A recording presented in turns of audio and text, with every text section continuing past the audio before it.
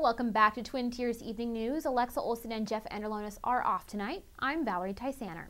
The big story on Twin Tiers Evening News. Police in the Twin Tiers are making sure they're prepared if they're ever faced with a shooter situation. The town of Cuba and New York State Police will be hosting an active school shooter drill. It's going to be held at Cuba Rushford High School this week. School staff will be assisting police as actors, but police say they want to hold the drill to make sure that all of their law enforcement agencies have a uniform response. We have multiple agencies. I think we have approximately 48 police officers from about 9 to 10 different agencies participating. And they're cycling through certain segments of the day, certain time slots, and we are kind of merging departments together so that we kind of work together, different agencies coming together to work. We have never done one in depth here in Cuba, but we're going to hopefully start to do them frequently. Well, school districts in Cattaraugus and Allegheny County will be getting a little more money from New York State than they did last year. In the 2013-2014 budget, the state allocated $10 million more in state aid than they did last year. The money designated in the state budget could be enough to stop cuts that the Olean Board of Education says are necessary to maintain their budget. And those include cutting pre-kindergarten programs to half days. Surveillance video at Cattaraugus and Little Valley catches a man trespassing on a nightly basis. State police say 29-year-old Charles Cox would enter school property after hours. He would climb into dumpsters and then take aluminum cans. He was warned to stop or he would be charged with trespassing, but Cox resumed his routine less than 2 days after getting warned, so police say they were forced to arrest him. Pennsylvania State Police are warning McKean County residents about a phone scam involving Medicare. They say a man with broken English is calling people claiming he works for Medicare. He then requests their Medicare information number and other personal information like date of birth, address, and primary care physician. Police are reminding residents not to give out personal information to anyone unless they can verify their identity. A Wellsville woman is facing charges after police say she was involved in a domestic incident in the town of Scio. 41-year-old Laura Young is charged with second-degree burglary, second-degree strangulation, and second-degree criminal contempt. Young was arraigned in the town of Scio court and remanded to Allegheny County Jail. She will be back in court sometime this month.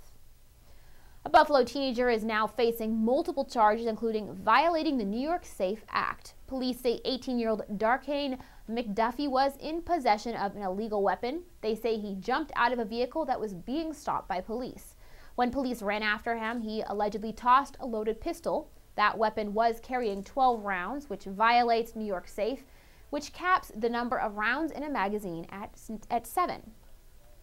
New York Governor Andrew Cuomo isn't coming to Buffalo today after all. He was supposed to come speak at the University of Buffalo and take part in a ceremonial signing of the new New York State budget, but he says he was forced to cancel because of weather problems. Cuomo also canceled a similar event at the Riverside Convention Center in Rochester. Well, today marks the 1st of April, catching some people unaware. Google and the military say they're joining the fun. A website article posted on the Army's website says they're planning to weaponize cats.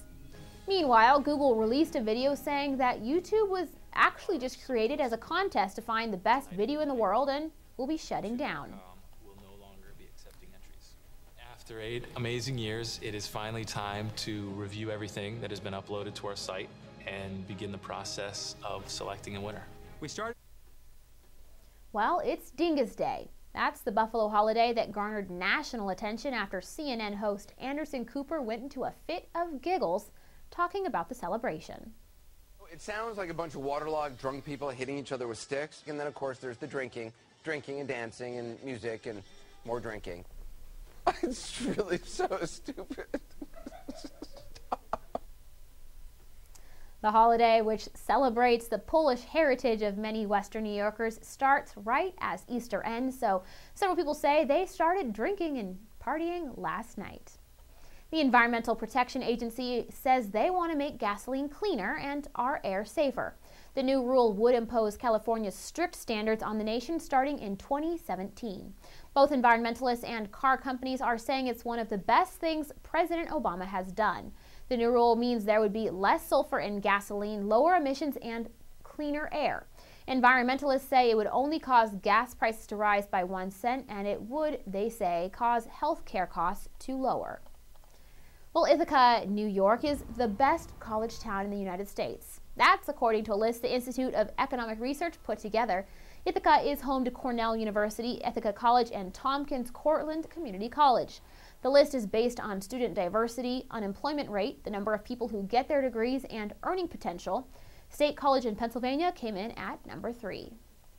Well, the Farmer Neighbor Dinner is coming back to Cattaraugus County for the second time. The dinner is hosted by various Cattaraugus County departments, such as the Cattaraugus County Agricultural Protection and Farming Board. It will be held at 5:30 p.m. on April 10th at the West Valley Fire Hall. Legislators say it's a chance to enjoy fresh food. Coming up, our first look at weather. Does April 1st mark the arrival of spring-like temperatures? And all that and more coming up on Twin Tiers Evening News.